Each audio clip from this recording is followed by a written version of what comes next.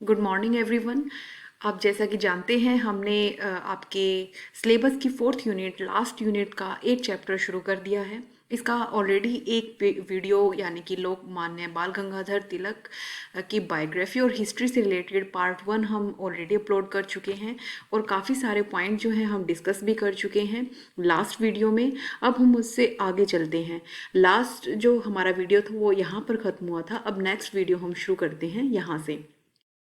तो यहाँ first point जो है जो मैं आपको बताने वाली हूँ वो है तिलक का रेजिग्नेशन, यानी तिलक जी ने त्यागपत्र दे दिया था मुंबई विधान परिषद से।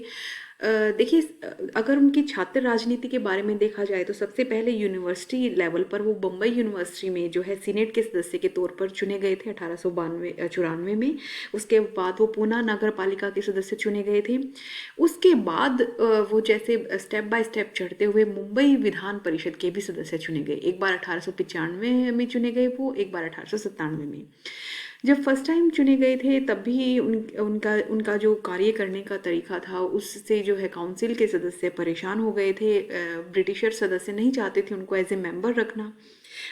और उसी दौरान जो है 1896-97 में उनके पहले जो कार्यकाल है उसी के दौरान 1896 में जो है अकाल पड़ा। 97 में प्लेग पड़ा पूना में। तो वहाँ पर ऐसी स्थितियाँ पैदा हो गई थी कि तिलक ने बहुत सारे ऐसे बयान दिए अपनी पत्रिका केसरी और मराठा में। बहुत सारे ऐसे उन्होंने पत्र लिखे, लेख लिखे जिनसे कि ब्रिटिशर्स नीतियों का विरोध हुआ। तो ऐसे में जो है ब्रिटिशर्स चाहते थे कि उन्हें मुंबई विधान परिषद से निकाल दिया जाए।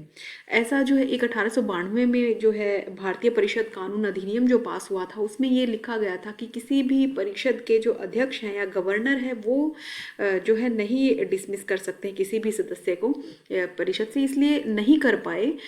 जो मुंबई विधान परिषद के अध्यक्ष हैं वो उनको डिसमिस नहीं कर पाए। लेकिन 1897 में अकाल और प्लेग का कुछ ऐसा किस्सा हुआ जो मैं आगे आने वाले पॉइंट्स में बताऊंगी, जिसकी वजह से उनके ऊपर राष्ट्रद्रोह का केस चला। और राष्ट्रद्रोह का केस चलने के बाद जो है तिलक जी ने खुद से रिजाइन कर दिया था अपने सेकंड टेन्योर में 1897 में। फिर उसके बाद आते हैं उन्होंने जो फर्स्ट कॉन्फ्रेंस है कांग्रेस की वो 1889 में की थी अटेंड। इससे पहले भी दो ऐसे महान नेता थे जो आप ऑलरेडी इंडियन थिंकर्स में पढ़ चुके हैं कि किन्होंने कांग्रेस की बैठक में भाग लिया। तो लाला लाजपत राय और गोपाल कृष्ण गोखले दो ऐसे महान नेता थे जिन्होंने कांग्रेस की बैठक 1889 में पार्टिसिपेट किया था। तो इस तरह से इनका भी शुरुआत जो है 1889 में हुई। लेकिन उस बैठक के दौरान उनको पता चला कि कांग्रेस जो है कांग्रेस आम जनता का प्रतिनिधित्व नहीं कर रही है, क्योंकि ये जो कांग्रेस वाले हैं ये जब साल में एक साल आ जाते हैं, इकट्ठे बैठ जाते हैं, बातचीत कर लेते हैं, वास्तविक कोई ड्राफ्ट तैयार नहीं करते, कोई खाका तैयार नहीं करते गवर्नमेंट के खिलाफ लड़ने का, देश को आज़ाद कराने का।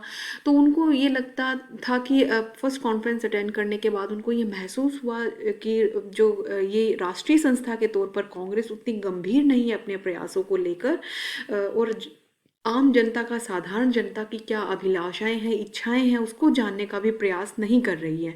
तो इस तरह से वो इतने प्रभावित नहीं हुए थे फर्स्ट टाइम कांग्रेस से, और कांग्रेस में सुधार लाने का मन उन्होंने अपने पहले ही अधिवेशन में कर लिया था। यहाँ पे आप एक फोटो देख सकते हैं जिसमें अधिवेशन के मेंबर्स हैं, और यहाँ पर आप देख सकते हैं तिलक जी बैठे हुए हैं। अब हम चलते हैं नेक्स्ट स्लाइड पे, जो कि है बहुत ही इम्पोर्टेंट MCQ है इसमें के। देखिए, जैसे उन्होंने दो पत्रिकाएं आपको बहुत इंपॉर्टेंट याद रखनी है, केसरी और मराठा। इसी तरह से दो उन्होंने उत्सव शुरू किए थे, एक गणपति उत्सव और एक शिवाजी उत्सव, गणपति फेस्टिवल और शिवाजी फेस्टिवल। ये दो बहुत ही इम्पोर्टेंट उत्सव थे जो कि शुरू किए गए थे बाल गंगाधर तिलक द्वारा। आजकल आप सुनते होंगे गणपति बप्पा मोरया, महाराष्ट्र में एक बहुत बड़ा गणपति उत्सव होता है जिसमें गणपति की मूर्तियों को विसर्जित किया जाता है। पूरे देश में ही सेलिब्रेट होने लगा है गणेश चतुर्थी के दिन। तो ये फेस्टिवल जो है खास तौर पर तिलक जी ने शुरू किया था, जो आज तक इतने बड़े तरीके पर किया जाता है। गणपति फेस्टिवल को आप कैसे आज़ादी की लड़ाई से कनेक्ट करोगे? ये देखिए, इन्होंने ऐसा क्यों किया तिलक जी ने। सबसे पहले तो ये आपको मैं दोनों का अगर कंपैरिजन करूं तो कंपैरिजन में सबसे पहले गणपति एक हिंदू देवता है और शिवाजी फेस्टिवल की बात करूँ तो जो शिवा वो एक बहुत ही ऐतिहासिक प्रसिद्ध योद्धा के तौर पर जाने जाते हैं। फिर आते हैं हम गणपति फेस्टिवल पर। कंपैरिजन दोनों ही महाराष्ट्र में सेलिब्रेट किए जाते किए इन्होंने सेलिब्रेट करने शुरू किए। ये इम्पोर्टेंट चीज़ याद रखना जरूरी है। दूसरी इम्पोर्टेंट चीज़ याद रखना जरूरी है, गणपति फेस्टिवल जो है 1893 में शुरू हुआ था, और जबकि शिवाजी फेस्टिवल 1896 में शुरू। मोस्ट इम्पोर्टेंट है, जीएस के क्वेश्चंस में भी ये बहुत बार पूछा जाता है।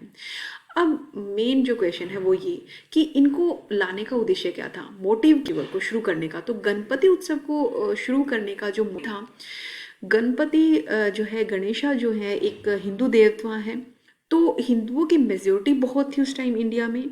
तो तिलक जी का एक मोटिव था कि हिंदुओं को सामाजिक और सांस्कृतिक तौर पर इकट्ठा किया जाए, ताकि वो एक आपस में यूनिटी महसूस करे, एक एकता महसूस करे, और इसी एकता को आगे जाकर काम में लिया जाए भारतीय आज़ादी के।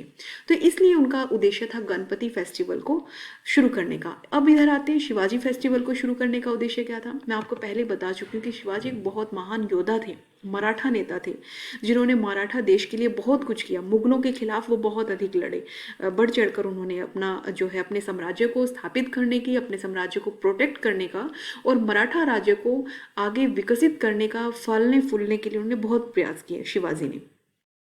तो मोटिवेशन क्या था इस फेस्टिवल को, कि जिस प्रकार शिवाजी ने पूरे देश में मराठा राज्य को एक सम्मान दिया, एक राजनीतिक पहचान दी, उसी प्रकार से क्या किया जाए, आम जनता के बीच, आम भारतीयों के बीच राजनीतिक जागरूकता फैलाई जाए।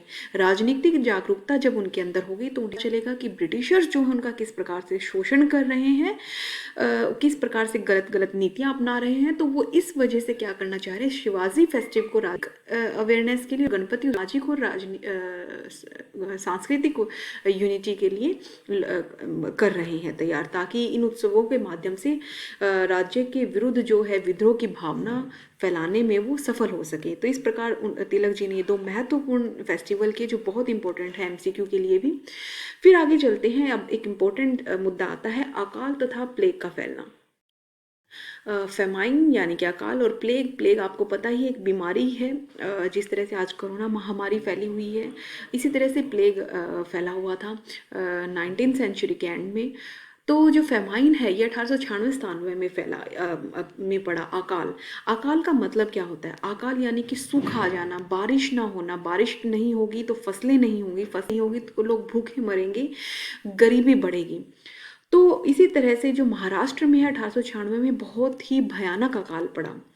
अब फसलें हुई नहीं, फसलें ना होने की वजह से लोगों के बीच भूखमरी फैल गई, पशुओं के लिए चारा नहीं है, पशु मरने लगे भूख के वजह से। तो बहुत बुरे हालात हो गए थे महाराष्ट्र में। ऐसे में जो है जो कर है, अंग्रेजों ने कर कम नहीं किया, वही जो कर पहले लेती रही थी किसानों से, वही कर जो है अकाल के बाद भी लेना शुरू कर दिया। लेकिन 1876 में एक अकाल सहायता कानून लेकर आई थी सरकार, और उस कानून में ये लिखा था कि यदि किसी जगह पर अकाल पड़ जाता है और वहाँ पर जो फसल है 5 आने से कम पैदा होती है, तो वहाँ पर जो है कर नहीं लेगी सरकार। लेकिन ये जो फेमाइन रिलीफ कोड 1876 है, ये लागू ही नहीं किया गया 1896 के अकाल के केस में। तो महाराष्ट्र के इस केस में ये लागू न होने के की वजह से लोगों को कर देने के लिए मजबूर किया गया।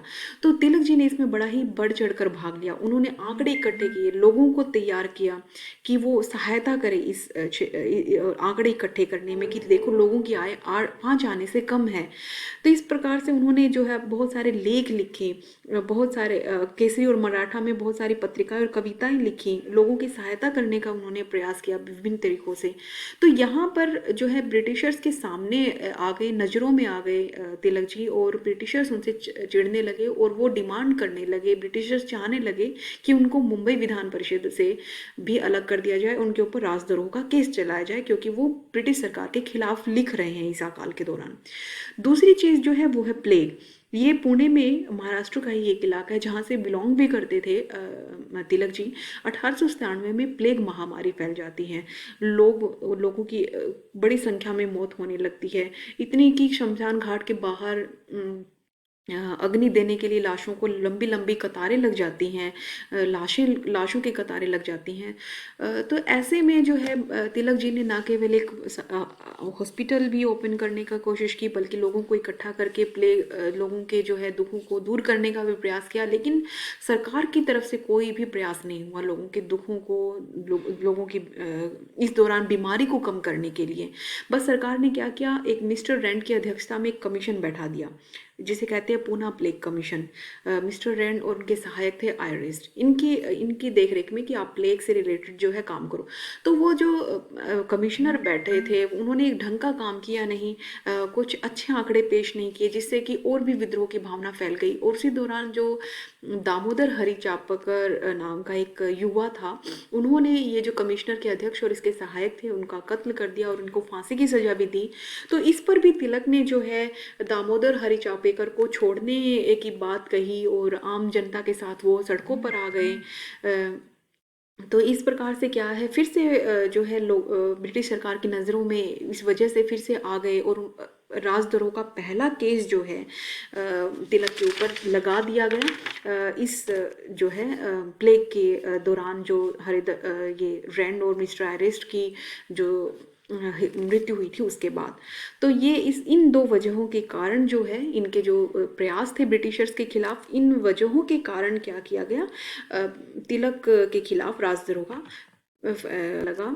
1897 में लगा था, 14 सितंबर 1897 में लगा। इसलिए था कि इन्होंने केसरी में एक कविता और शिवाजी में लेख लिखा था अकाल पीड़ितों और प्लेग वाले जो लोग हैं उनके के लिए, और हरि दामोदर चेपरकर की गिरफ्तारी का विरोध करने के लिए। तो इससे जो ब्रिटिश गवर्नमेंट है वो बहुत ज़्यादा परेशान हो गई। तो उस टाइम जो है जस्टिस स्ट्रेचे जो है उन्होंने एक जस्टिस स्ट्रेचे के अंडर ही एक नॉन ज्यूरी मेंबर्स थे, जो मैं आपको पहले फर्स्ट वीडियो में ही एक्सप्लेन कर चुकी हूँ कि ज्यूरी होता क्या है। ज्यूरी कुछ खास लोगों का समूह होता है जो कि जज की हेल्प करते हैं डिसीजन लेने में। और ये जो होते हैं सोसाइटी के बीच के ही कुछ खास लोग होते हैं, कुछ या कहें कि गवर्नमेंट के कुछ चापलूस भी होते हैं, कुछ खास लोग जिसे कह सकते हैं। तो 9 ज्यूरी में से 6 अंग्रेज अधिकार थे और 3 जो थे भारतीय थे। तो 3 भारतीयों ने तिलक के पक्ष में अपना फैसला दिया और 6 ने अंग्रेजों के पक्ष में। और बहुमत के आधार पर स्ट्रेचे ने क्या किया, तिलक को राजद्रोही घोषित कर दिया, सेडिशन उन पर लगा। राजद्रोही क्या होता है, सरकार के खिलाफ विद्रोह करने वाला, विद्रोह भड़काने वाला राजद्रोही होता है। तो इस तरह से उनको 18 महीने और 1000 रुपए की सजा दी गई 14 सितंबर 1897। तो ये उनका पहला राजद्रोह का केस था। बहुत सारे उनके कुछ अंग्रेजी मित्र थे, कुछ प्रसिद्ध भारतीय भी थे जिन्होंने उनको छुड़वाने का प्रयास किया। लेकिन इस दौरान वो एक नेशनल हीरो की इमेज के रूप में भारतीयों के सामने आए। अब हम बात करते हैं ताई महाकेस, जिसमें उन्होंने एक सीख ली। कैसी सीख थी वो जो है, तिलक जी जो है इसी सेडिशन केस के दौरान उनको 1 महीने की बेल मिली अगस्त में।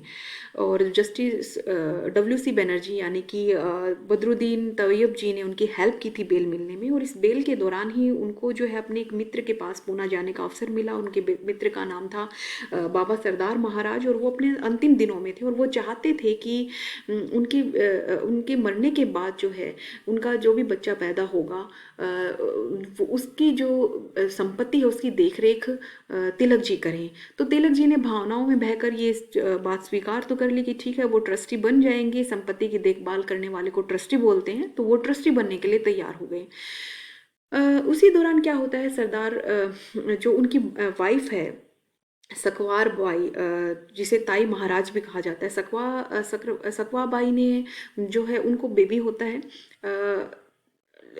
और ये भी था कि हाँ उनको जो है, लेकिन आसपास इतने और ट्रस्टी थे जो उनको बहकाने लगते हैं, जैसे कि उनको जो ताई महाराज को जो बेबी होता है वो उसकी मृत्यु हो जाती है, उसके बाद गोद लेने की बात भी होती है। वो गोद लेने का प्रयास करते हैं। नागार पुकार के जो ट्रस्टी है वो उनको कहते हैं मेरे बच्चों को गोद ले ले। आखिर में वो हैदराबाद के एक बच्चे को गोद ले लेती हैं।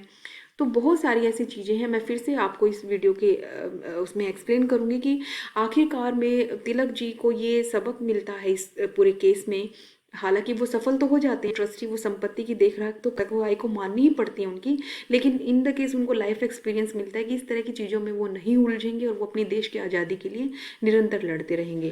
तो इस तरह से आप ये पूरा टॉपिक एक बार बुक से देख लीजिएगा, इतना इंपॉर्टेंट नहीं है, बट इसके लिए ये छोटे मोटे जो टर्म